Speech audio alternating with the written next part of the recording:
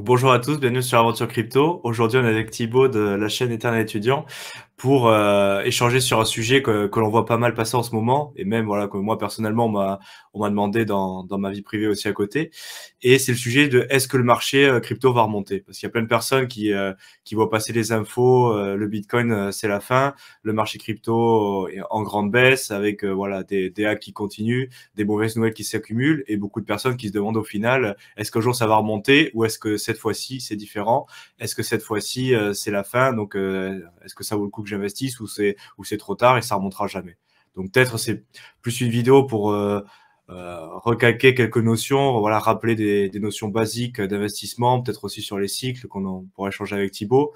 Et voilà, pour donner un message aussi peut-être rassurant et sur le long terme, voilà, voir est-ce que finalement c'est peut-être pas aussi une opportunité ce bear market pour ce qui viendra ensuite. Donc Thibaut, je sais pas si tu veux peut-être commencer. Toi, comment tu vois déjà peut-être la situation actuelle de baisse? Qu'est-ce que tu entrevois à court et moyen terme? Et aussi après, on pourra peut-être échanger sur le long terme, comment tu vois les choses. Ouais, c'est un sujet qu'on a déjà pas mal évoqué ensemble sur les vidéos précédentes, mais moi ce que j'observe, c'est que, le marché est quand même très cyclique. Les cycles qu'on a connus par le passé, en général, il y a quand même, enfin, on va dire la dynamique dans laquelle on s'inscrit de manière historique, c'était en général 3 années de bull market, 1 année à peu près de correction et puis après on reprenait une tendance haussière. Là, on s'est rendu compte quand même plutôt que le dernier cycle était quand même assez différent de ceux qu'on avait connus jusqu'à présent. Parce que si on regardait historiquement ce qui s'était passé en période, enfin la troisième année de bull market et surtout la fin de la troisième année, je ne sais pas comment on dit en français, mais on avait surtout un blow-off top. On avait une période euphorique avec une très forte concentration comme ça de capitaux et puis une explosion du cours sur les derniers mois de l'année. C'est-à-dire ce qui s'était passé en 2017, c'est ce qui s'était passé aussi pas mal en 2013, etc. Et c'est là où ça a pris à revers beaucoup de personnes parce qu'au fond, beaucoup s'attendaient à voir la même chose et c'est pas ce qu'on a eu. C'est pour ça qu'on avait beaucoup de personnes qui disaient le Bitcoin à 100 000, 150 000, etc. Parce que si historiquement on avait suivi le même type de performance et si on avait eu à peu près la même chose, c'est ce qu'on aurait eu. Mais finalement, c'est pas ce qu'on a eu parce que le marché était quand même beaucoup plus lourd. Et même s'il y a des ressemblances au niveau historique, j'ai l'impression quand même que chaque cycle a quand même ses particularités et celui-ci était assez différent par rapport à ça. En général, donc c'est ce que je disais, on a 3 années d'augmentation, 1 année de correction. Cette année, c'est quand même assez différent. On a l'impression que, vu qu'on rentre sur l'économie de manière générale en récession, aujourd'hui, c'est clair, on est en récession. Euh, et même si théoriquement, le domaine des crypto-monnaies est censé théoriquement être décorrélé des autres classes d'actifs parce que fondamentalement, ça n'a rien à voir. Il n'y a pas le même risque de contrepartie, c'est pas la même plus-value qu'on apporte sur le marché et c'est l'émergence d'une toute nouvelle classe d'actifs. On se rend compte que la politique monétaire, notamment de la Fed, influence énormément la dynamique du marché des crypto-monnaies. Et en général, ce qu'on observe, c'est dès qu'on a une augmentation de taux, l'argent coûte plus cher. Donc en général, on a une baisse sur les marchés financiers qui va entraîner une baisse sur les actifs plus risqués, en l'occurrence le cas des crypto-monnaies. Et inversement, quand on a de l'argent qui est pas cher, on a une baisse des taux d'intérêt, on a du coup une incitation de la part des personnes d'investir sur les marchés financiers, le marché actions, etc.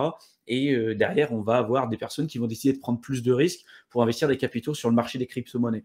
Aujourd'hui, c'est un peu différent parce qu'on voit que la Fed, elle est plus, à l'heure actuelle, d'après ce qu'on a vu, dans une dynamique d'augmentation de taux. On est dans une période de récession. Les gens ont peur.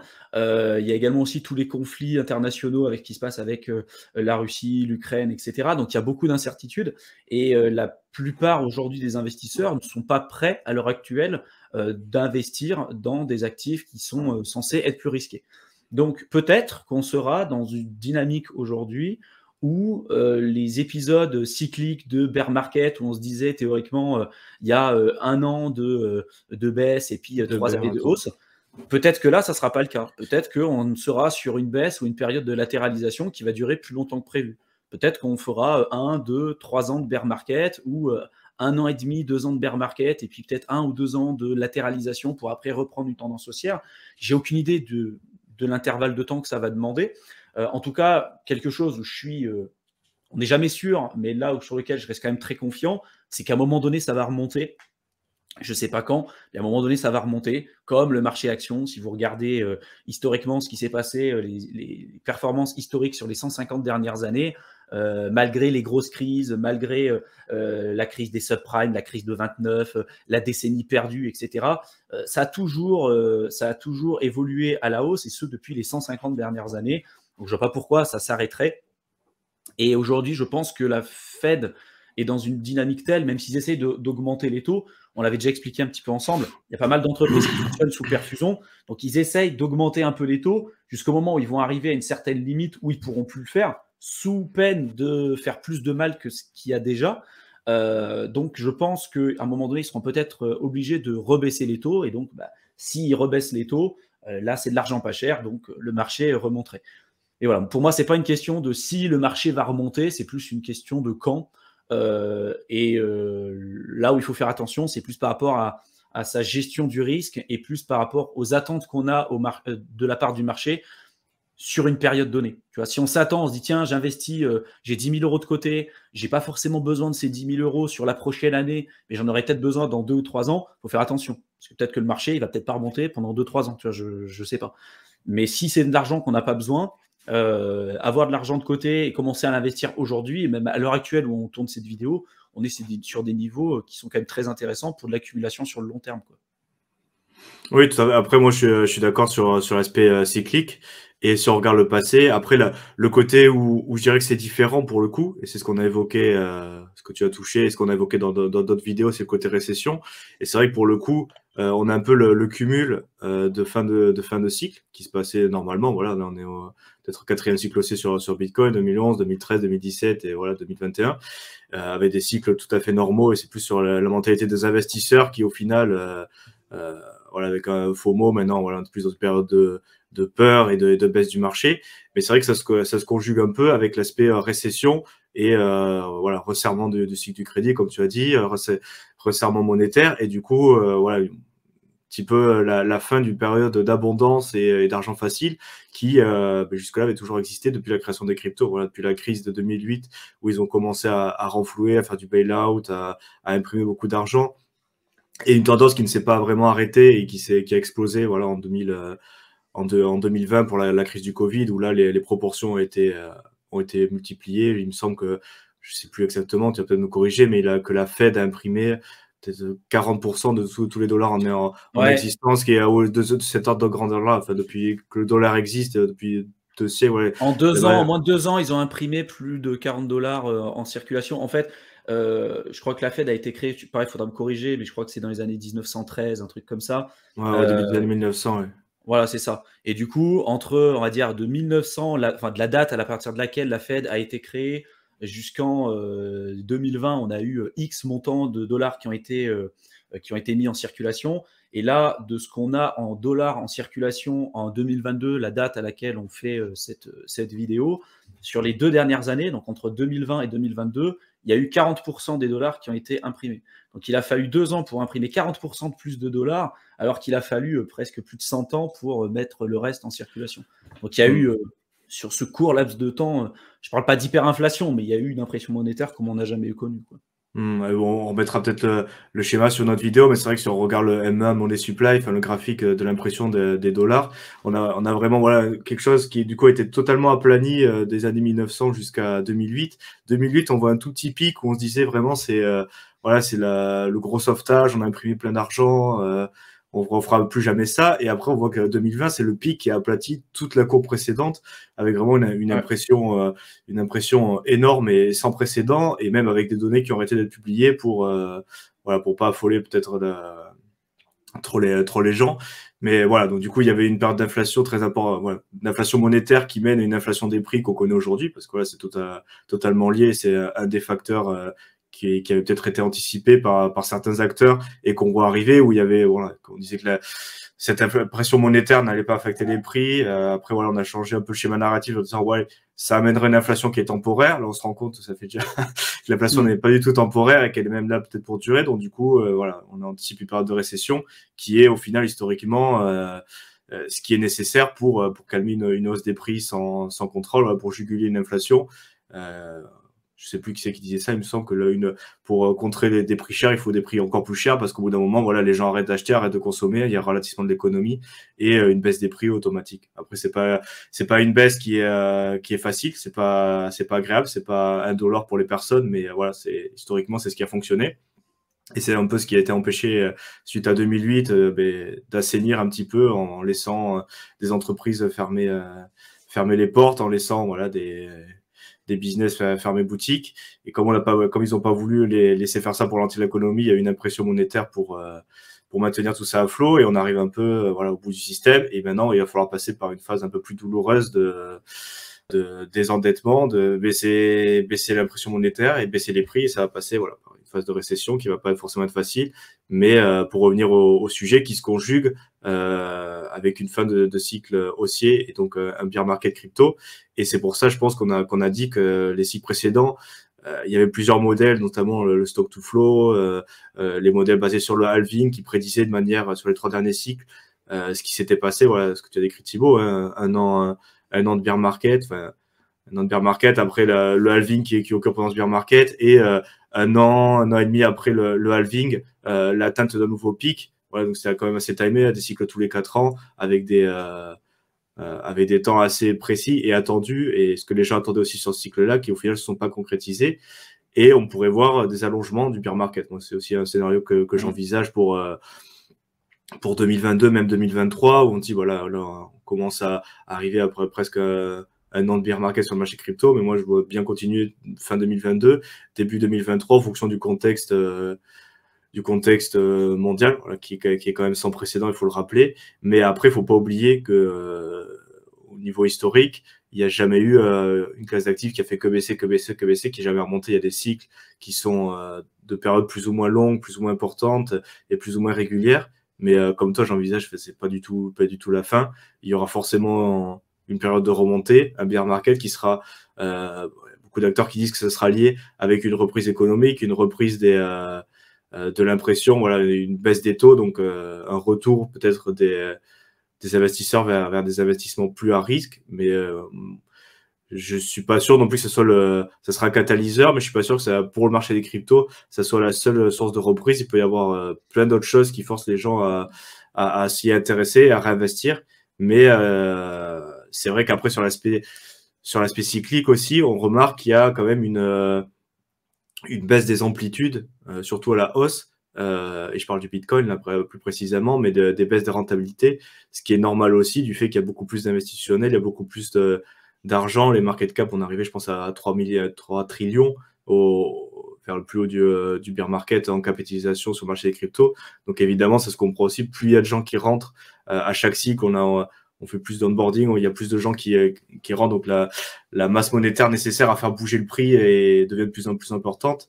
Et c'est vrai que de cycle en cycle, on observe des diminutions de presque divisées par 2, il me semble, des amplitudes entre le plus bas, enfin le plus haut du cycle précédent et le nouveau plus haut. Il me semble, voilà, on était de l'ordre de 17% sur le premier cycle, après on est passé à 8%, et là, sur le dernier cycle, si on considère qu'on a fait entre 2017 et 2021 un autre cycle complet, on serait sur un x3 parce qu'il me semble que ce serait sur 17 000, on est monté à 67, bon, 3. Le plus haut, il était à peu près à 20 000. Le plus haut, il était à peu près à 20 000 $. Ouais, sur la bougie, sur le pic, ouais. Et après, on est monté à 67 000 $. Donc, ouais. 69, le plus haut, c'était une mèche à 69. Ouais, encore si on prend sur la mèche, on est voilà, entre un gros x3, x3, x4, mais on observe une baisse d'amplitude des gains entre chaque cycle. Donc, c'est quelque chose qu'il faudra tenir en compte aussi, à mon avis. Donc, qu'il y aura un autre cycle aussi. Par contre, on ne peut pas prédire, et ça comme pour tous les cycles, mais comme il y a de plus en plus d'incertitudes au niveau financier, sur tout contexte géopolitique, la guerre, tout ça, il y a plein de choses qui peuvent venir influencer, qu'on n'est pas en mesure de prévoir. Donc, on ne sait pas quel impact ça aura sur le marché. Et aussi, il y a quand même cette tendance qui se comprend aussi, avec une baisse des rentabilités au fur et à mesure que la classe d'actifs est investie par plus en plus de personnes. Et voilà. Je sais pas là où je suis intimement convaincu, c'est que les crypto-monnaies, de toute façon, sont là pour rester. Le pari que font les investisseurs, c'est de savoir lesquelles vont rester. Est-ce que ce sera le Bitcoin? Est-ce que ce sera l'Ether? Est-ce que ce sera toutes? Voilà, c'est un peu le pari qu'on essaie de tous faire. Mais pour moi, c'est pas une question de est-ce que la crypto-monnaie est morte. Non, les crypto-monnaies seront là pour rester. Les cycles sont un peu modifiés par le fait que le contexte économique aussi a pas mal changé et il y a pas mal d'incertitudes aussi. Il y a un site que vous pouvez retrouver, tu mettras peut-être le lien dans la description, qui s'appelle 99bitcoin.com, là, 99bitcoin.com, qui recense le nombre de fois ou tous les articles qui ont été publiés sur lesquels Bitcoin était censé recenser comme étant mort. Voilà. Je vais peut-être même le partager, ce sera peut-être plus simple aussi, puis on le remettra dans la description. Hop, tac. Je sais pas si là tu vois mon écran. Ouais, c'est bon. Voilà. Donc ce site, il est vraiment pas mal parce que pour le coup, tu vois, ils ont répertorié 463 articles depuis la création de Bitcoin où les articles ont dit Bitcoin est mort pour X ou Y raison. Et ils les ont recensés par date. Vous voyez, en 2010, il y avait un article, 2011, il y en avait 6, 2012, il y en avait un, etc., etc. Et vous voyez, en 2022, il y a déjà eu 23 articles qui ont dit que le Bitcoin était décédé. Donc, si vous voulez aller les lire et vous amuser un peu, vous pouvez cliquer dessus. Et là, vous pouvez trouver à chaque fois tous les articles qui expliquent que le Bitcoin est mort. Donc, historiquement, vous voyez qu'à chaque fois, ces gros articles de masse n'ont jamais eu raison. Moi, je suis intimement convaincu que c'est absolument pas la fin. On en est encore au début, qu'il y a plein d'autres choses qui arriveront par la suite. Mais des fois, c'est bien de connaître un peu historiquement ce qui a été fait, ce qui a été dit, parce que souvent, vous vous rendez compte que les cycles, même s'ils diffèrent un petit peu, c'est toujours à peu près la même chose, quoi. Quand ça monte, tout le monde dit c'est bon, c'est une bulle, machin. Dès que ça éclate, ah bah je viens, je vous l'avais dit. Et puis après, on repart sur un prochain cycle. Bon, voilà, faut faire attention. Il y a 2 points sur lesquels je voulais apporter quand même des précisions. Le premier, c'est ce qu'on avait évoqué ensemble sur pas mal de vidéos, c'est de dire que le Bitcoin avait été créé pour faire suite à la crise des subprimes en 2008. C'est une réponse en fait à cette crise économique pour donner plus de pouvoir aux personnes, aux citoyens, quoi, aux personnes comme vous et moi. Et le Bitcoin et les crypto-monnaies n'ont connu jusqu'à présent qu'un système économique sur lequel l'argent était pas cher, les taux étaient hyper bas et sur lesquels on imprimait quand même pas mal d'argent.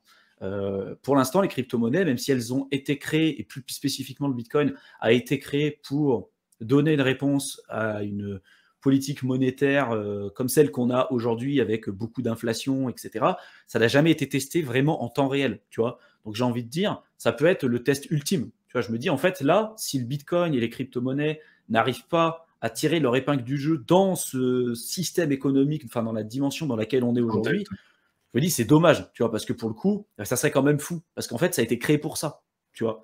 Et je pense que même sur le court terme, si les gens peuvent considérer les crypto-monnaies comme étant très spéculatifs, avec beaucoup de volatilité et du coup beaucoup plus de risques, je pense que petit à petit, dans la tête des gens, on se dira, bah oui, mais là, finalement, cet actif-là, on peut en créer beaucoup plus. Les crypto-monnaies, on sait qu'on est sur des quantités limitées. Il y a tout un tas de propriétés qui sont intéressantes qu'on ne peut pas retrouver ailleurs. Donc, peut-être que ça vaut le coup de mettre une partie de mon capital dessus, même si on est dans des incertitudes économiques, tu vois.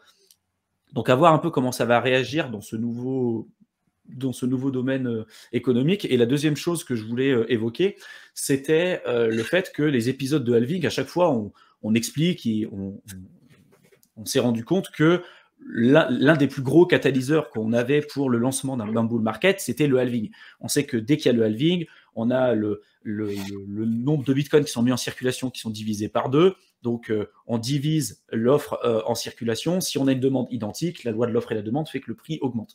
En général, ça ne se fait jamais immédiatement. Mais ça a été quand même un catalyseur important. Et dès que le Bitcoin monte, ce qu'on remarque, c'est que les crypto-monnaies qui sont un peu plus volatiles et moins liquides vont augmenter plus. Et quand le Bitcoin baisse, les crypto-monnaies qui sont beaucoup plus volatiles et beaucoup moins liquides vont baisser beaucoup plus. Donc souvent, c'est un peu le papa. Hein, on va suivre ce que va faire le papa, puis les autres vont suivre un peu ce qu'il va faire. Ce que je veux dire par là, c'est que les épisodes de halving seront de moins en moins significatifs, je pense, avec le temps. Au début, c'est pas la même chose de passer de 50 bitcoins toutes les 10 minutes à 25. Là, ça fait tout de suite une grosse division par 2. De passer de 25 à 12,5, ça fait pareil, une grosse division par 2. De 12,5 à 6,25, ça commence à être un peu moins significatif, mais ça divise. Et plus on va avancer, moins ça sera significatif, tu vois. Là, je sais plus à combien on est aujourd'hui, mais si demain on passe... 6 à 3, bon... Voilà. Là, ça aura un impact. Mais si tu veux, à la fin, quand on passera de 0,05 Bitcoin à 0,00025, tu vois, à un moment donné, les épisodes de halving, pour moi, ils n'auront plus autant d'impact et ils seront plus autant significatifs sur le marché que par la suite, tu vois. Et je pense qu'au départ, d'avoir ces mouvements importants, ça permet de driver le marché et d'attirer des nouveaux investisseurs. Parce que ce qui attire les nouveaux investisseurs, de manière générale, à 99%, c'est pas la technologie, c'est l'argent, hein. Dès que le marché monte, les gens se disent punaise, c'est le moment de faire de l'argent, donc ça attire de plus en plus de personnes. Et d'ailleurs pour ça qu'en 2011, au départ, on était sur une communauté de cypherpunk aguerris et des gens qui connaissaient vraiment l'écosystème. La première vague haussière, ça a attiré les premières vagues de retail en 2013. Et puis après, la vraie vague de retail, c'est arrivé en 2017. Mais à chaque fois, on attire des nouvelles personnes, parce qu'on pète le précédent plus haut et puis on a le prix qui explose à la hausse. Tu vois. Donc, je pense que ça, c'est important au départ d'avoir cette dynamique-là au début. Et à un moment donné, si la seule chose qui fait que ça fait pumper le prix, c'est le halving, on peut se poser la question, est-ce que ça sera pérenne, est-ce que ce sera durable? Parce qu'au final, ça sera de moins en moins significatif avec le temps. Et je pense que par la suite, quand il n'y aura plus cette attente de halving qui permettra de faire ces cycles, si tu veux, de 4 ans, parce que c'est ça en fait, hein, pourquoi on dit que c'est 4 ans, 3 ans de cycle haussier, 1 an de cycle baissier, c'est à chaque fois entre chaque épisode de halving.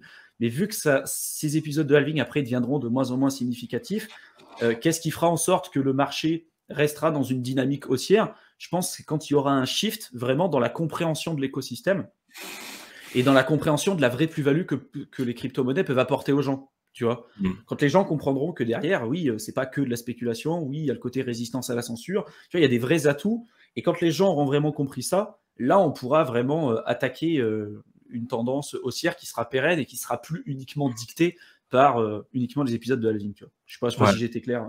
Oui, après pour le coup, moi je vais être un peu plus holistique, peut-être un peu plus en général. Je suis d'accord que les fondamentaux, ça peut peut-être driver un début de cycle, mais au final, il y a peut-être un message de la fin et pour clôturer, je pense que c'est pas mal. Se dire qu'au final, ce qui fait pumper le prix vraiment et ce qui va créer des cycles, c'est pas les fondamentaux, c'est pas la technologie, c'est pas le halving, c'est pas le développement de nouvelles technologies, de nouveaux projets, c'est vraiment la mentalité des personnes qui, pour le coup, n'est pas du tout rationnelle, qui vont toujours prendre des décisions de manière non rationnelle, être sujet à leurs émotions, peur, cupidité. Et du coup, c'est plus la partie cupidité qui va créer des cycles aussi avec les gens qui s'accumulent. Et peut-être qu'au début, c'est vraiment les fondamentaux de se dire, ah ben oui, l'inflation, le Bitcoin, ça peut aider. En plus, il y a des projets qui permettent de faire des utilités. Mais passer à un certain moment, et c'est plus du tout les fondamentaux, c'est plus du tout le côté rationnel, c'est vraiment ce que tu as dit, faire de l'argent. Et du coup, tout le monde s'amasse sur une classe d'actifs, que ce soit les cryptos ou autres d'ailleurs, hein, on a vu, il y a des bulles, des cycles, et au final, c'est toujours créé par les investisseurs et leur non-rationalité et le fait qu'ils s'adonnent à leurs émotions et qu'ils s'entassent. Et du coup, il y aura toujours des bulles, des crashs, ne serait-ce que pour ce côté-là. Même si niveau côté technologique, niveau fondamentaux, il n'y a pas forcément de grande évolution, il peut y avoir un regain d'intérêt de manière totalement spéculative avec l'option de faire de l'argent et dès que le prix commence à passer certains niveaux et accélérer, mais c'est là où les gens commencent à s'y réintéresser, juste pour l'aspect prix, l'aspect gain, et du coup ça on peut repartir sur un cycle haussier même sans modification des fondamentaux très importants. Donc du coup c'est plus un message de la fin en disant que c'est jamais fini, c'est jamais mort. Toutes les classes d'actifs on connaît des cycles. Et je pense que dans les cryptos, on est exactement dans le même cas. Donc, c'est pas exceptionnel non plus dans ce sens-là.